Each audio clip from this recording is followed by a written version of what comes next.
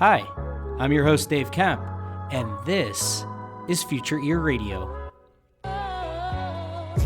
Each episode, we're breaking down one new thing, one cool new finding that's happening in the world of hearables, the world of voice technology. How are these worlds starting to intersect? How are these worlds starting to collide? What cool things are going to come from this intersection of technology? Without further ado, let's get on with the show. Okay, so we are joined here today by Dr. Brad Stewart. Brad, tell us a little bit about who you are and what you do. Yeah, thanks for having me on the podcast. I have a doctorate in audiology. I own a private practice in the Dallas, Texas area. And I also, I guess, am kind of moving into the world of business consulting and doing some more entrepreneurial stuff around audiology practices and helping people run their practices better. That's awesome. Well, thank you so much for being here. I'm really excited to talk through some of the things that we have on the agenda today, because kind of in the spirit of a lot of these conversations I've been having lately, where, there's a lot of change that's happening, whether it be the executive order that was just issued last week from President Biden, or, all of the struggles that the industry is dealing with around the third-party administrators. All of the tech disruption, right? All of these new solutions that are coming in, some good, some bad, sifting through all that. I mean, it's just, it's fine for me to sort of sit here and express my own opinions and views, but I would much rather have that of the opinions and perspectives of people actually operating in this. So to have you on is I think going to be great. So I wanted to kick things off by just kind of starting from the beginning of your own sort of journey into this industry. So can you share how you even got into the world of audiology, from undergrad and on, and then sort of just plot out the different moves that you've made from graduation and onward? Yeah, I started out, as I think a lot of current audiologists do in school, looking at speech pathology originally, and fell in love with the science of audiology. And it was really pretty cool getting to see people's lives changed in the course of one appointment, helping people hear better. Went to the University of North Texas, got my undergraduate and doctoral degree there, and did my externship in Honolulu. Worked and saw a lot of veterans, and that was a really cool experience. Nice. Fun place to live. Yeah. And out of school, I went and worked at a private practice in North Dallas that was a established North Dallas kind of high-end concierge private practice. They worked with Audiology Group, so a lot of the stuff that I learned going in was kind of in the Audiology school of thought. They have their own training and stuff around how things are done. But I was super successful as a first-year audiologist from a sales standpoint. And the thing that was kind of frustrating to me was that we were putting a lot of people in premium level technology, but we were kind of seeing what the industry averages were telling us with patient satisfaction. We were having, maybe 30 or 40% of our patients that weren't doing very well with hearing aids, and we weren't doing we weren't following a lot of the best practices that I know now we should be. And so I also, with Audiology, I got to go to some pretty cool keynote meetings, got to see John Maxwell speak, which got me into the world of like business leadership and thinking about business, which was exciting to me. And it kind of unlocked that part of my brain at that time.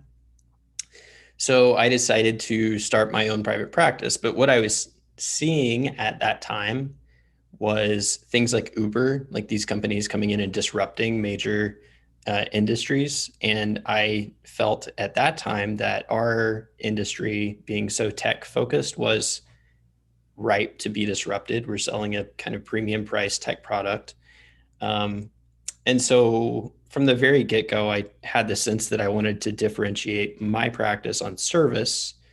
So what I did right out of the gate was start a house call practice. And eventually we got to the point where it was myself and two other audiologists, and we were going out to like 90 senior living communities a month doing home-based care.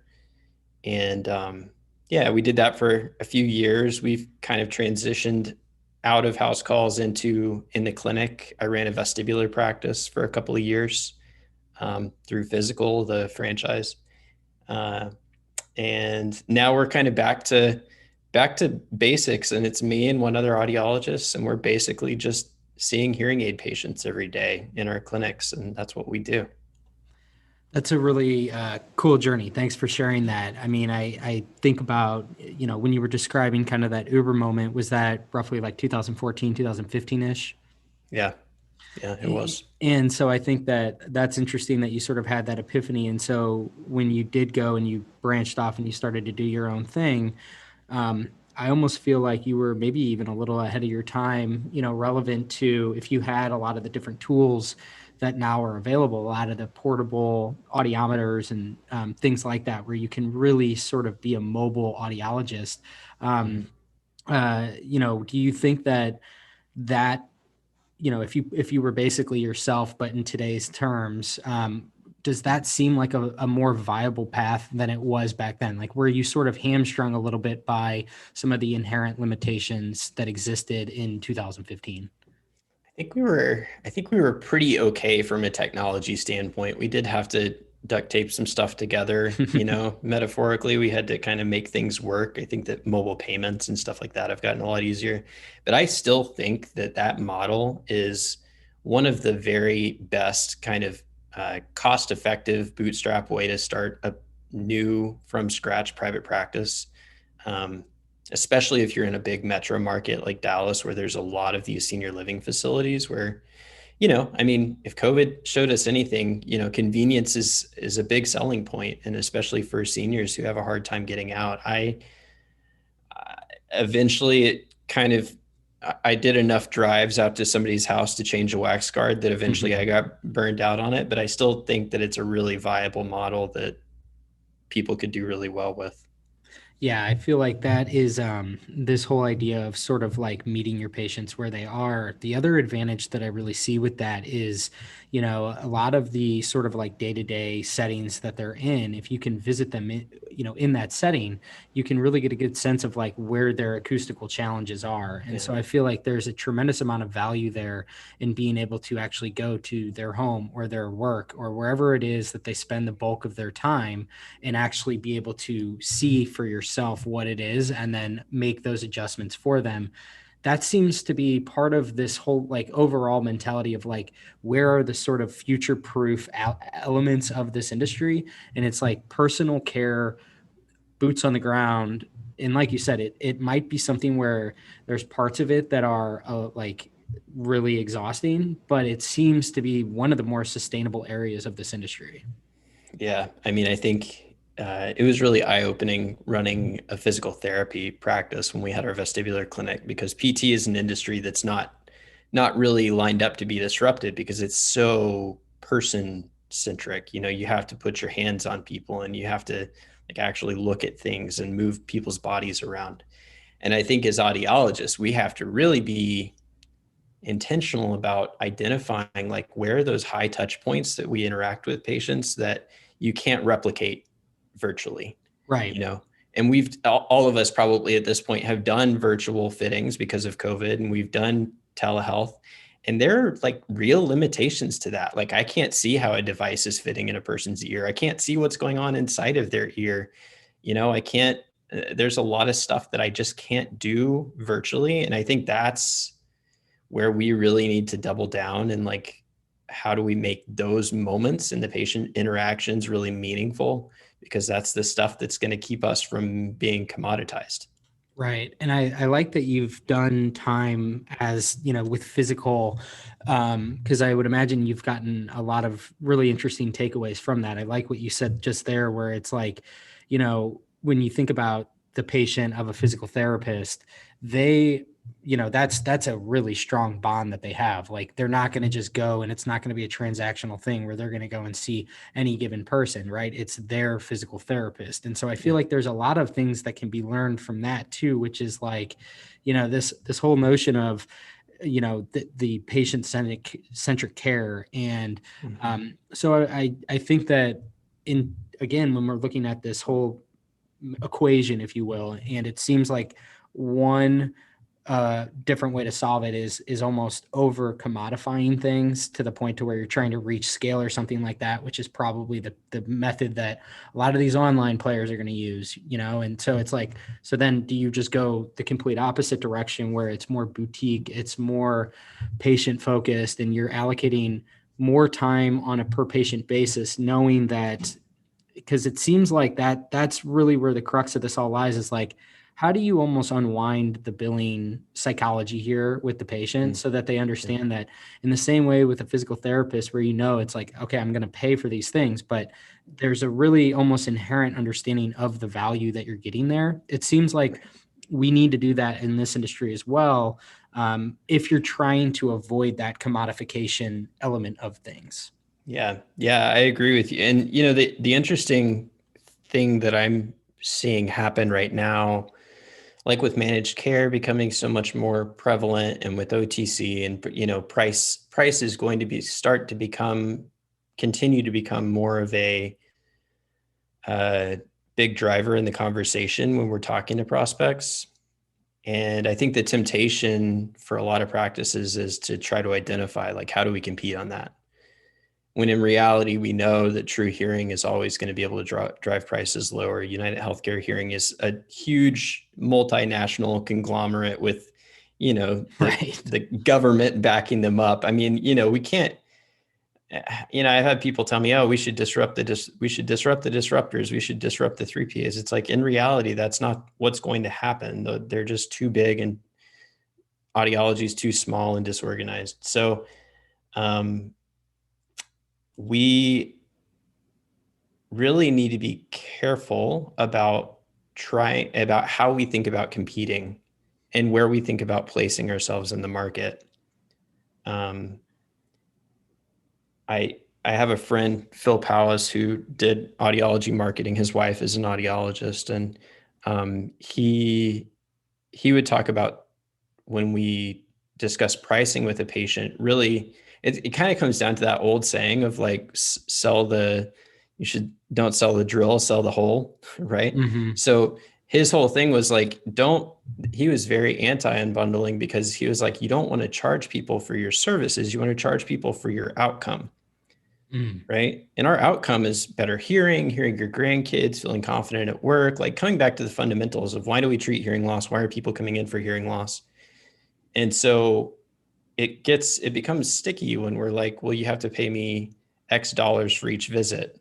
Right. It kind of gets into the psychology of, like, if you have a really good attorney, then you won't have to pay them for as many hours as you will for, like, a brand new attorney. So why am I paying somebody more for doing a less efficient job? Right. So, yeah, I mean, there's a lot that goes into, like, pricing psychology towards the patient, and then also how we as audiologists avoid becoming reactive to what's happening in the market. And we're, like, remaining thoughtful and intentional, rather than just reacting and saying, okay, how do I compete based on what I'm seeing? How can I, like, forecast out and see what's happening and see the direction things are going, and then set myself up to be prepared for that in the future?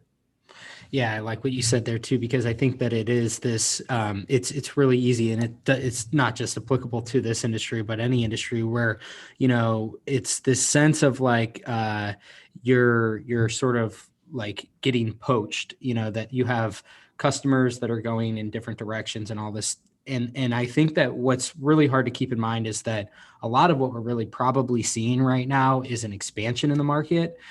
You're seeing people, sort of almost enter in that maybe had previously always been on the sidelines, whether it be the 3PA route, where they're coming in and now they have some sort of benefit that they didn't have previously. And so now it's like, oh, okay, well, then I'm suitable for this.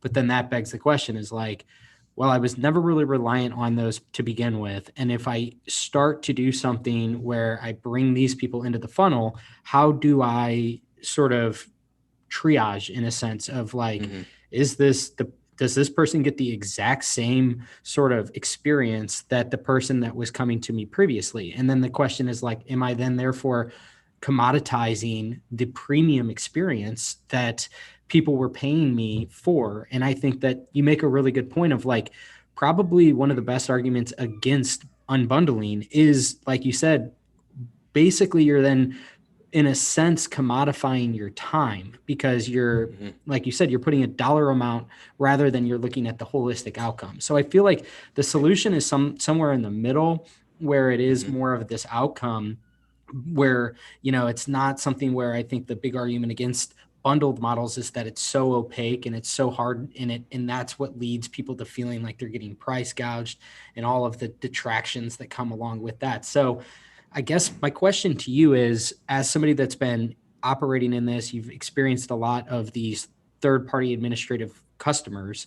I saw you did a great video on this on your AuDflow channel about, basically these managed care patients. So I thought maybe we could talk a little bit about this and the way that you look at these and some of your takeaways as to the right way to approach this. Is it something where you just turn your back to them? You treat them the same that you do your other patients? I mean, what do you kind of think about this?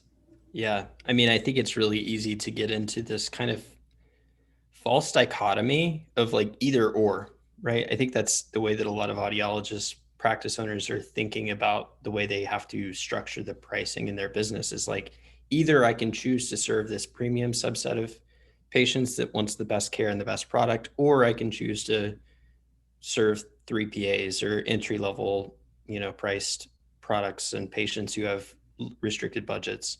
I think it's a false dichotomy. Like, I don't think it has to be an either or situation. What I talked about in the video that you were referencing is I kind of feel like right now there are two things that you can do with third party. You can either say, I mean, there are more things you can do. I think there are two sustainable things you can do. The first thing is say, I'm going to take them, but I'm going to be strategic about the way that I structure my schedule and the way that we structure our care for those patients so that we can continue differentiating our private pay model from our 3PA model and remain profitable on both sides. So that's kind of the first option. And then the second option is like, I'm just not going to take them. I want to stay out of it. I don't want to be involved in it, but I'm going to be strategic about how I can be competitive because in reality, like that's going to be a competitive force that you have to deal with. Otherwise, you're just going to lose a lot of patients. So what I do in my clinic is we take a hybrid approach, and I try to be transparent to a fault with my patients. Like I think that ultimately a lot of sales comes down to empathy. Like it comes down to like how can you have a meaningful conversation with a patient and hear the truth underneath the words of what they're saying and really like feel why are they here? What are they hoping to achieve? For some people, they're coming in because they want to get the commodity. They want hearing aids. They don't care about you. They don't care about your best practices. They don't care about your service. They don't care how beautiful your clinic. They don't care. They want hearing aids and they want the best price. That's fine. I can help those people achieve that goal if that's truly the goal they have, right? And so I can have, like in my clinic, we always start bundled, but we can unbundle and use that as I'm air quote, a discount model, right? We can take away services and decrease the price. We don't ever start unbundled because I feel like we should start at well, for one, there's some sales pricing psychology. You want to start your prices high and kind of start your frame high. And then if you go down in price, it feels like a deal versus if you Right. start at your very lowest price and then go up, it feels like a worse deal. But also just from a general, like, because I want to take care of my patients, I want them to get the best care, which means we start with bundled because I want them to feel like they can come in whenever they need to. On the other end of things where you just don't take 3PAs, you have to realize that you're going to have patients in your clinic whose insurance policy is through one of these managed care plans, and they're getting marketed to in their mailbox monthly, if not more, about their discount program, which means that if you're not also showing up in front of them, you're going to lose people, like they're going to leave, right? So you need to have a marketing strategy in place. You need to have pricing strategies in place where you can have maybe alternative product lines that maybe you do like a second tier manufacturer, like a Sonic Innovations or something, and negotiate down their premium pricing so you can have something that's lower cost with competitive service program with a managed care plan, and you can have an in-house like discount program. You need to be like thinking creatively about what are the things that I can do to remain profitable and still take care of these patients without losing too many of them to managed care. You will lose some, and you just have to be willing to eat that, because you have to be willing to say, for me, it's worth not having to play by their rules and lose some patients in the process.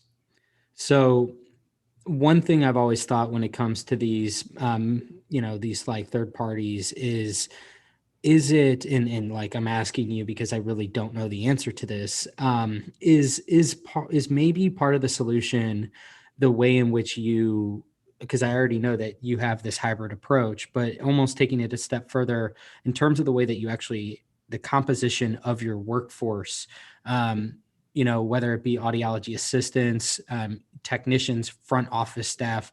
I mean, how much of this can be facilitated without the need of the audiologist?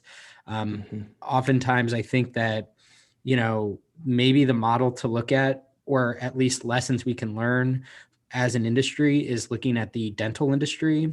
And I think that one of the most obvious examples is when you go and you get your teeth cleaned, the hygienist does 90% of the bulk of the work, and you get those x-rays. The dentist comes in, they examine it, they might do a quick look at your teeth.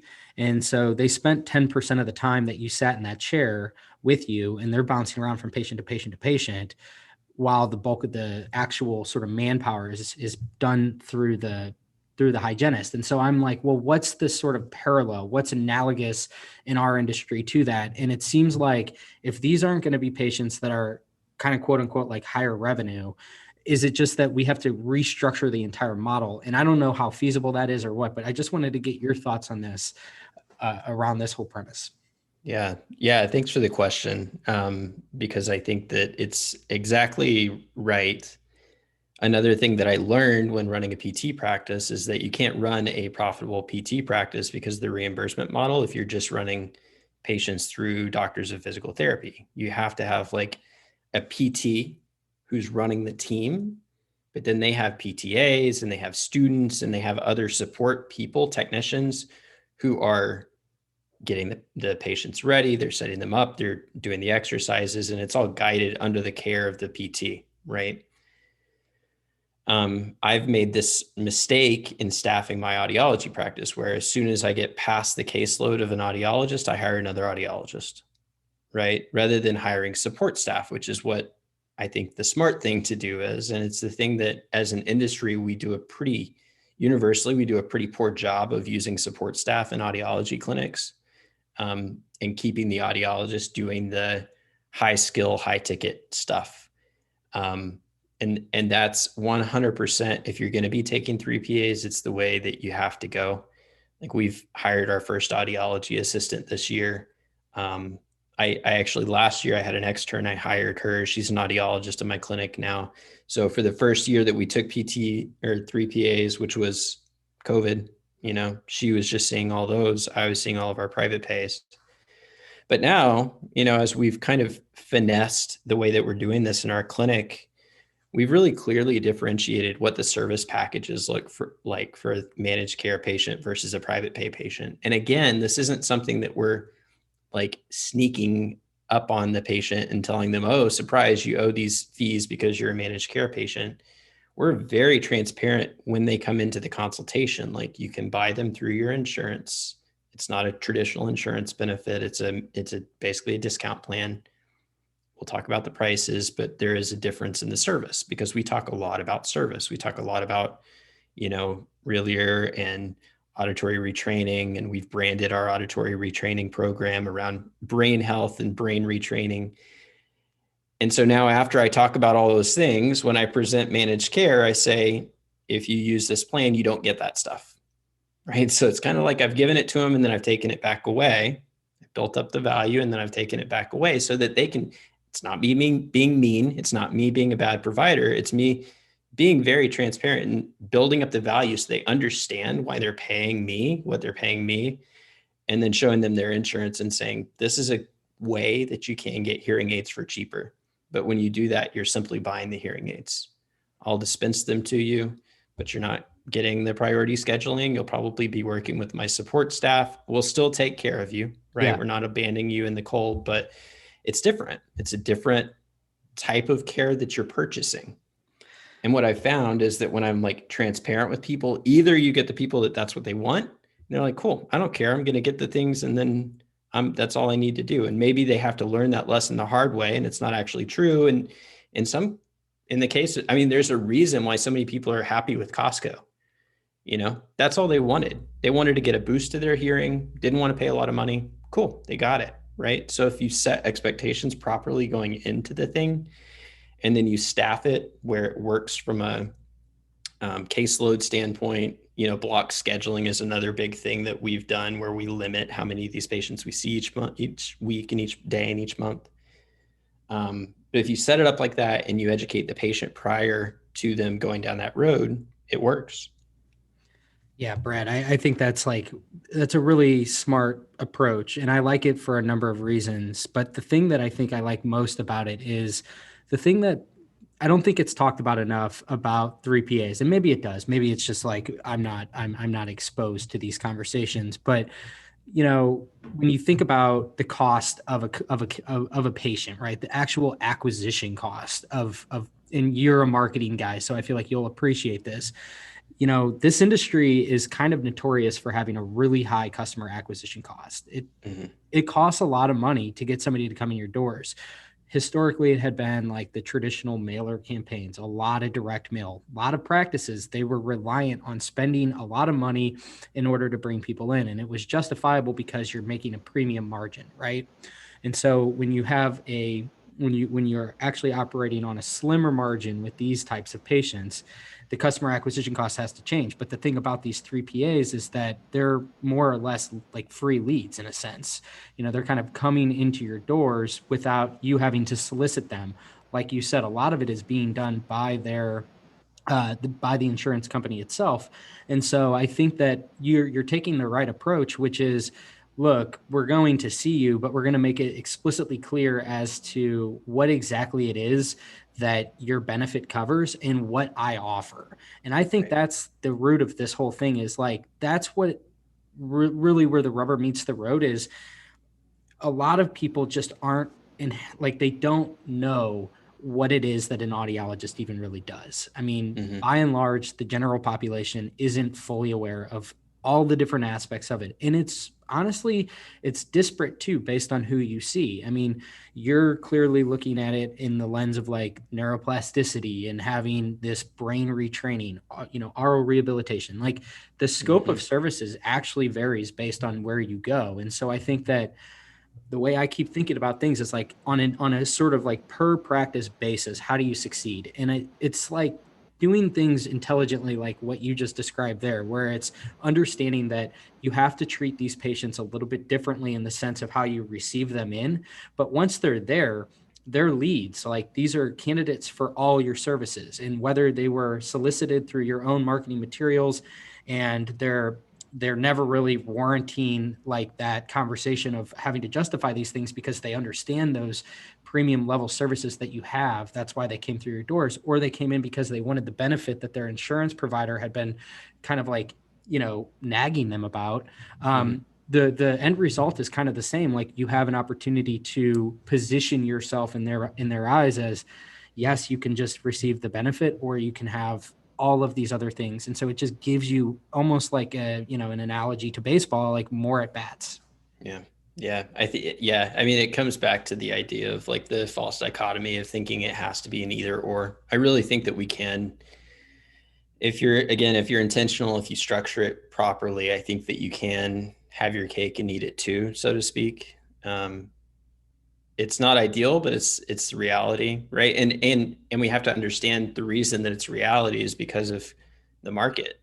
And just because we don't like what the market says doesn't mean that we just get to disagree and put our heads in the sand and hope it goes away. Like people are, we're seeing with the executive order, we're seeing with a lot of the media that's coming out around managed care. I mean, the talking point is that audiologists are the middleman that make hearing aids expensive, right? Mm-hmm. So our job now, which there's just a couple of people doing a good job in the public eye, like Cliff, and there's a couple of other people that are starting YouTube channels. I'm trying to do it with my practice of educating consumers, because they don't, I mean, you have to think that if people don't understand hearing care, which most people don't, the only metric they can really look at is price and truly understand it. Right. And so a lot of it also comes down to like marketing, and it doesn't, and when I say marketing, I don't necessarily mean like running pay-per-click campaigns or running, direct mail pieces. Like that's all part of the puzzle. But what I mean by marketing in 2021 is like creating video content around frequently asked questions, writing blogs about things your patients are curious and asking about in your market, like creating, right? Like I literally, it's so funny. I have on my desk this book called They Ask You Answer. And the whole thesis of the book is that every single day you're getting asked the same questions by your customers, and you're 100%. seeing them on the internet every single day. We know the things that people are asking. We know the things people are confused about. All we have to do to become the expert is answer, right? Just literally like, I've rented out an office so I could set up a studio and create content, but you don't have to do that. Like literally just, write a blog or whip out your phone and make a video about like the common frequently asked questions that you're getting, and then use that. Like I have a handful of pieces that are kind of cornerstone questions that people ask, and we email them those videos prior to their consultation, so that by the time they come into their consultation, they've seen my face a dozen times.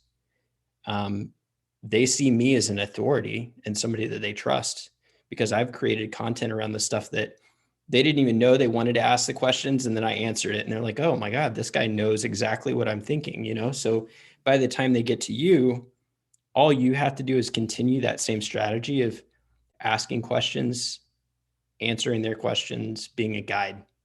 Like, I think that that's the psychological switch that we need to make, is that it's not our job anymore to be prescriptive and tell people what they need. Our job now is to be the guide, to help people answer their questions that they're confused about, to be the person they trust, to be the person that's transparent and honest and has their best interests in mind. Completely agree. I love too that you mentioned, kind of like this whole notion of what is marketing in 2021. And I completely agree with you. It's not just having a really solid pay-per-click strategy, right? Like it's so much more holistic, and it's everything that you just said. And, I think that I've talked about this a little bit on the podcast before, but like, I think the thing that Cliff really demonstrated is that there's a massive amount of demand around a lot of these frequently asked questions. However, I think that the big opportunity that lies is like, it's not as if Cliff has monopolized everything. I think what Cliff has done is he's exposed there is this demand. And now it's like, okay, so why don't we localize that demand? And for me, I think like as somebody that's kind of an observer, almost like this agnostic third party, I'm really excited by the prospect of seeing all kinds of these new creators popping up left and right, new YouTube channels, people utilizing Instagram, people even using TikTok in order to, like you said, distill down information that's frequently asked and then making that a part of their communication. I think that's brilliant what you said about how you take these things and then you use that as part of your communication to the patient.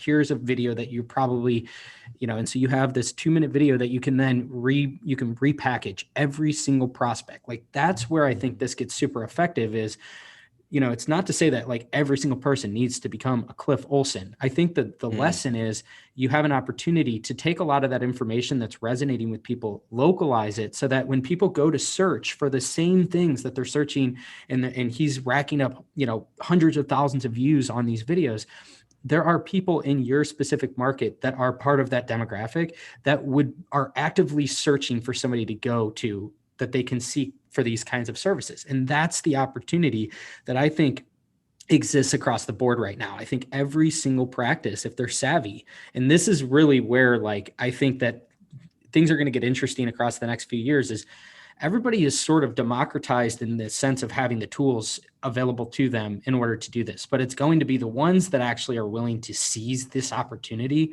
and take it upon themselves to like incrementally improve every single day. I can make my website a little bit better. I can make my content a little bit better. The way in which I communicate, I can automate it a little bit more, make it a little bit more patient centric, like whatever that is. You're just going to create a gap between yourself and the other services in the offering. So it feels like it's going to become sort of like it's going to be a feast or famine thing. Like those that really tackle this and do really take the bull by the horns, I think are going to be more successful than hearing practices have ever been before, because I think that it's just using the tools available to them today. I think it's definitely going to be an evolution in our industry, and there are going to be practices that have been able to just kind of get by. And it's not, and I know that I've talked to enough people to know that people are intimidated by the idea of like, now I have to create content. Now I have to automate things. Now I have to create systems around my marketing. It's an intimidating thing. For sure. And like, frankly, it's not really something that you can effectively hire out to an agency either. And that's the thing. I think Right. A lot of people are used to like throwing money at the problem and like, who can I hire to solve this problem for me? And I think that the thing that makes this such a democratized, merit-based economy that we're in right now is like, you have to do the work. Like you can't, Right.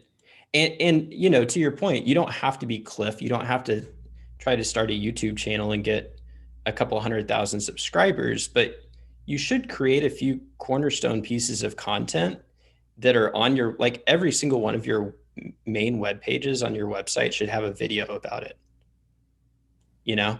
like, and you should have, I mean, it's easy enough at this point to set up automated like email reminders prior to your appointment. Like a lot of this stuff you can just do inside of your office management software, just like set up automated email reminders prior to your appointment and just link to a YouTube video inside of the email that you're sending out. Like a lot of this stuff is not highly complex or high tech. Like it's pretty integrated now to where you really don't have to be super savvy, or you can get the content made and you can hire somebody else to set it up for you. But what you can't do anymore is say, I'm just going to pay agency X to fix this problem for me. Because it's not a scalable problem. We're creating personalized content. Exactly. I mean, at the end of the day, the whole point of the content more or less is to sort of personify your practice, and you are the person, right? And so if it's going to be, Brad Stewart's audiology, or you're going to actually have your full name in it, which many of these practices do, people are going to be very curious, like, who is Brad Stewart? Who am I seeing? And so I think that I agree with you fully, like that it's never been easier. However, it's also never been harder in the sense that you can't just throw money at it like you had been able to in sort of like the web 2.0. And so I think that's what's really interesting about this. And so I know that we're kind of coming up on the last 15 minutes or so here. And I do want to give you a chance we've kind of been building toward your consulting agency with, or whatever you define it as, with AuDflow. I think it's really, really interesting what you're building. I personally don't even know the full story behind it. So I'm curious to hear more about it, and where are some of the ways that you see, based on your own personal experience, based on what you've, sort of recognized from others and your other colleagues in the field, where are some of the gaps, and what are things that you think you can do to help fill those gaps in with AuDflow? Yeah. Well, I mean, what kind of got me started on trying to help other practices with their business is I had built a lot of automation marketing out inside of my practice, and I had hired agencies a couple of times and frankly ended up wasting a lot of money trying to have other people build stuff for me. So I ended up building a lot of automations. And then at the beginning of 2020, when Counselor came out with their automated email marketing program, I was like, oh, that's super cool. I'm just going to drop all of my content into their system, and it just triggers off of what's happening in my database. So like somebody buys hearing aids, and now I can send them out, reminders every 6 months to come in for care. I can send them like post-fitting emails. If somebody's tested, not treated, I can automate all my tested not treated follow-up. So I did that for my own clinic, and I was like, this is super slick. Like, it was so much Yeah. better than what I was doing off of the OMS. And so I had a couple of people ask me, I was talking to people about it, and had a couple of people ask me if they could just use my content in their practice. And I was like, I think so. So I worked it out with counselor, and now we have, like, I created this program called email automation, like AuD automation, Yeah, I heard you which is talking still, about this with the, yeah, this is really cool. yeah. So still emailautomation.com. You can still go on there and just buy all of my, and we actually have direct mail too now. So if you use Blueprint or Counselor, you can basically just take all the stuff that I've built, and you pay like $1,000 and you get it forever. And it's just dropped into your OMS, and it just works. It's like the most absolute brain dead, no questions asked, like easy thing you can do to just automate like 90% of your marketing. It's honestly made my life way easier having this stuff. Awesome. So that was what got me started. Now we have like almost 200 locations that are using that automation, which is really gratifying to see them doing well. But then I during that time I met Chris Erickson, when I was working a little bit with Cliff, and he was working with Cliff. And Chris previously ran Aud SEO, and he sold that company, and now he builds websites for audiology practices and other local businesses.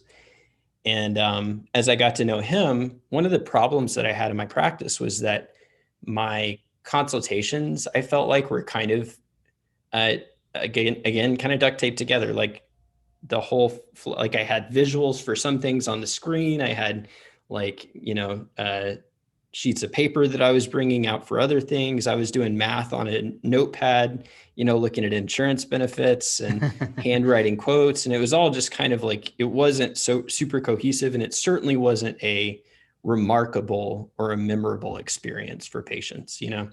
I was purely relying on the force of my own personality to make the consultations work. And it became apparent when I was trying to train my new grad audiologist to do the same thing I was doing, and she was having a harder time, right? She's really good. She's got an amazing personality. She's like perfect for it. And it's just like trying to teach somebody else the skill of selling is hard. So we created basically a software app where it's the entire new patient consultation, and it's a visual walkthrough on the screen of the entire new patient consultation. So it's interactive with the patient. The patient's actually responding, and we're clicking things and filling things in on the screen with them. We're doing educational, where we're showing them how the auditory system works. There's sound files. So when we're doing hearing aid demonstrations, we can like play videos, and there's sound, and it fills up the room with the sound of a coffee shop or a restaurant or music. So it makes it this very highly engaging, interactive sensory experience. And it systematizes the sales process, right? So now I can take the stuff that I'm good at because I'm just good, but I could replicate it. Mm-hmm. And I think that's one of the hardest things for growing practices, is trying to replicate the lead provider in the consultation room with patients. So, you hire more providers, and all of a sudden your conversion rates are going down, your average sales prices are going down. People are choosing not to go with you and to go with the 3PA. And you're like, what's happening? Right? You don't know how to fix the problem. So AuDflow at its core is that piece of software that is the consultation program, but then also, and we're in beta with it right now. We have about 10 locations using it right now. And we're going to be doing a webinar in August, launching it to the audiology public. But a lot of it too is going to be training, and a lot of training and a lot of coaching around, like, how do you structure it with me? A lot of coaching around, like, how do you structure your pricing? How do you train your team? How do you manage objections? Like, a lot of this common stuff that we run up against, even seasoned audiologists that I meet that are still like, man, everybody wants to go home and talk to their spouse. Okay. Like, what do we do with that? How do we handle that? Right. Right. So training around these common problems, and a community of other audiologists that are dealing with the same kind of stuff, where we can have a confidential, region exclusive kind of group of audiologists that can be really transparent about how we're handling some of these problems. Yeah, that's so cool. This just resonates so much with me because, again, I feel like the name of the game right now is figuring out how do you really differentiate yourself in the market.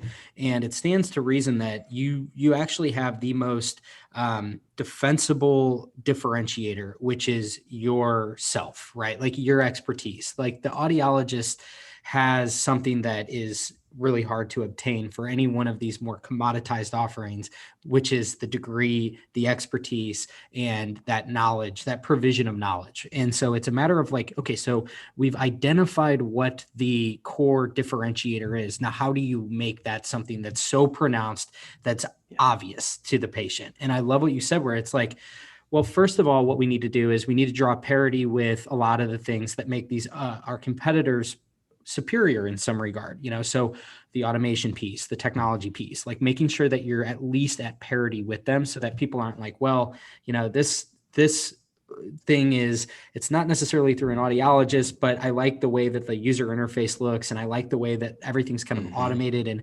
And so I think so long as you can kind of like match them with like some of those different elements, and then you get them into the clinic and you provide them, like what you said, this sort of sensory experience, like just the overall experience, and figuring out ways, how can we keep improving those different experiences? And then I know that the S word, sales is like, it's a bit taboo, but you are selling. And I think that like, I have a sales background as well. And so I think that there's a lot that goes into that like I understand the sort of the allergic reaction that people have toward the whole notion of selling, but it doesn't have to necessarily be something that's bad. It's more of just being cognizant of like, here are these objections, and here's the ways in which people actually sort of feel okay by that. Like if you can present solutions, whatever it might be, like the spouse, that example is a really good one of like, here's actually ways that we found to combat that effectively so that it doesn't require them to come back in a second time. You're actually doing them a service. And so I think that we've sort of conflated that whole thing a little bit, but regardless, I just think that this whole notion of finding ways to just like take, again, the core root of the differentiator and like in making that as obvious as possible. Yeah. I mean, a couple of thoughts that I have. For one thing, when you're good at sales, it ceases to feel salesy. Like you're bad at sales. If it feels like you're being sold, then that person is bad at selling. Right. And that's because, like I said, ultimately selling comes down to empathy, comes down to that connection between you and the person and having an honest, transparent, clear conversation where everybody's a winner.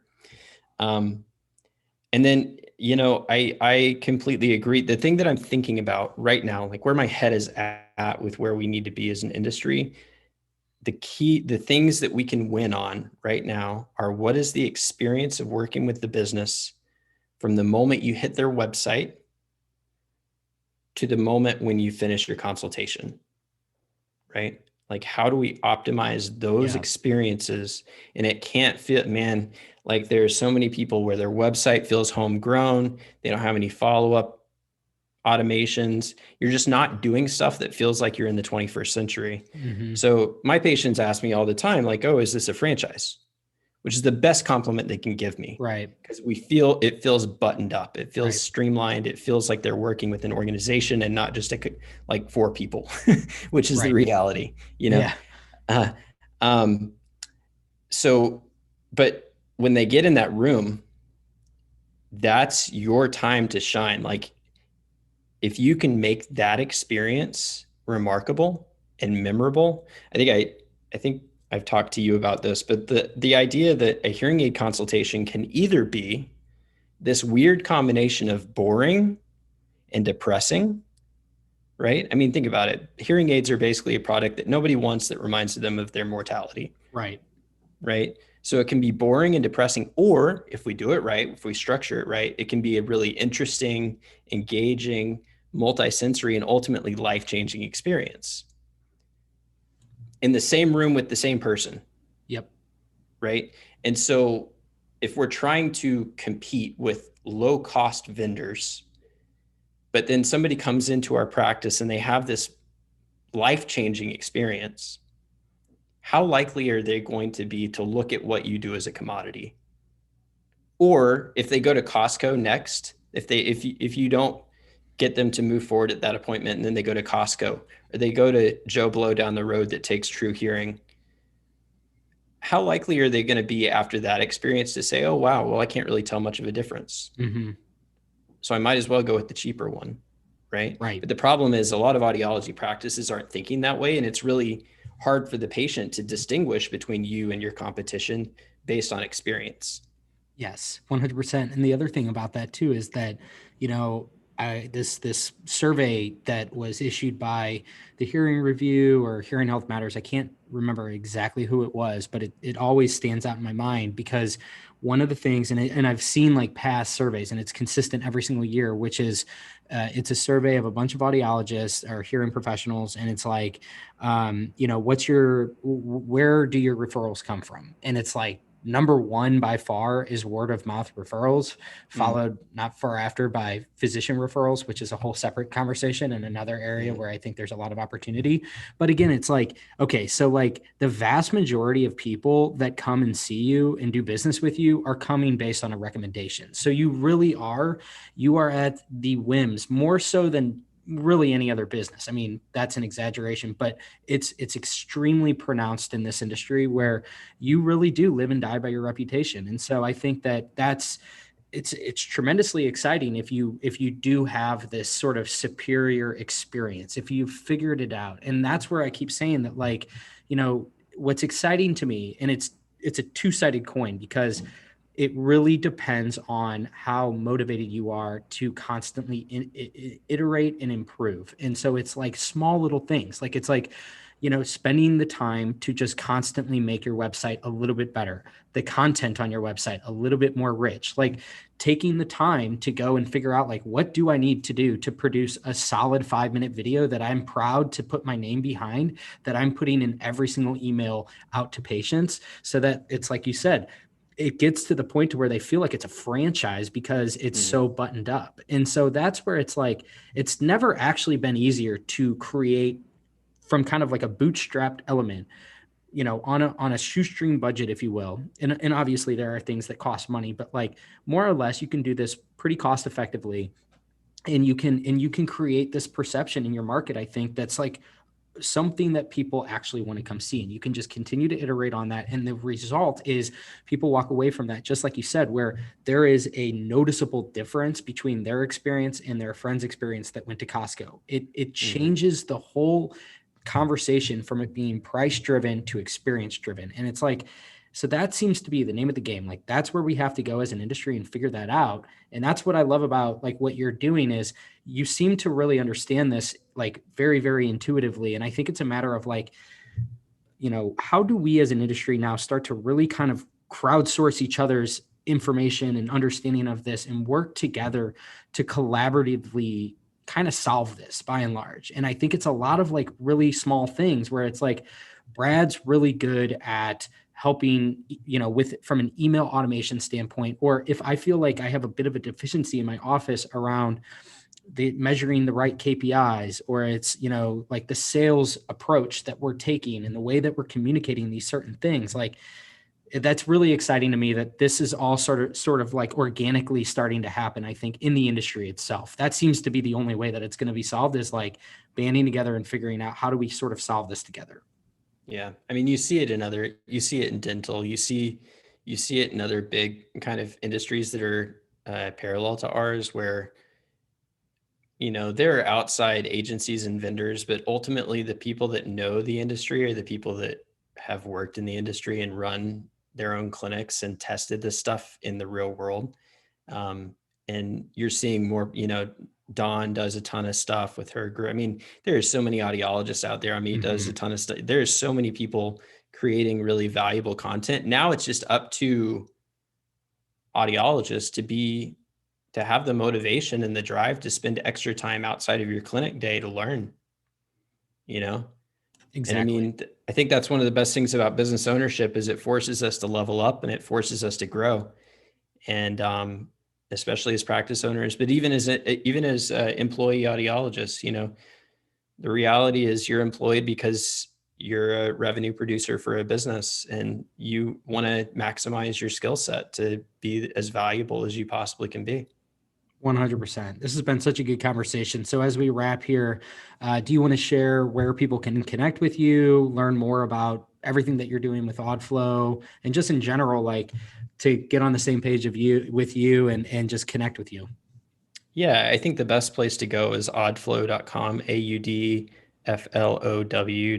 We're doing a webinar actually about creating wow experiences, creating moments in your patient consultations on August 18th. And there's a sign up link in there. And I would love for people to join in because I'm going to just give away a lot of the ideas that we're using inside of AuDflow. So that's a great place to start. Awesome. Well, cool, Brad. Well, thank you so much for coming on today. Thanks for everybody who tuned in here to the end, and we will chat with you next time. Cheers. Thanks for tuning in today. I hope you enjoyed this episode of Future Ear Radio. For more content like this, just head over to futureear.co, where you can read all the articles that I've been writing these past few years on the worlds of voice technology and hearables and how the two are beginning to intersect. Thanks for tuning in, and I'll chat with you next time.